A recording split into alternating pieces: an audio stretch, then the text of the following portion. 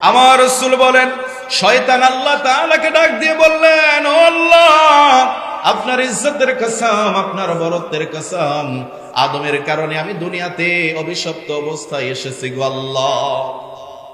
ও আল্লাহ, আপনার নামের কসম করে বলছি, আপনার বান্দাদের জীবনের শুরু থেকে মরণ পর্যন্ত তাদেরকে ধোঁকা দেব, তাদেরকে ধোঁকা দিয়ে বোকা বানাইয়া আমার সাথে করে আপনার জাহান্নামে নিয়ে যাব। বলেন নাউযুবিল্লাহ।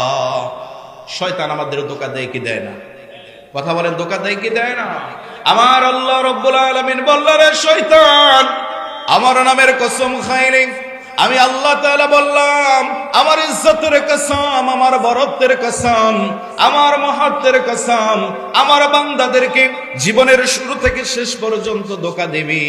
আমার বান্দারা গুনাহ করবে, কিন্তু আমার বান্দা যদি চোখের পানি ছেড়ে দিয়ে আমি আল্লাহ তাআলার কাছে একনিষ্ঠভাবে তওবা করে, তাওবায়ে নসুহা করে, বান্দা যদি চোখ দিয়ে এক ফোঁটা পানি ছেড়ে দেয়, আমি আল্লাহ তাআলা মুহূর্তের ভিতরে আমার বান্দার তামাম জিন্দেগীর গুনাহগুলো মাফ করে দেব। আল্লাহু আকবার।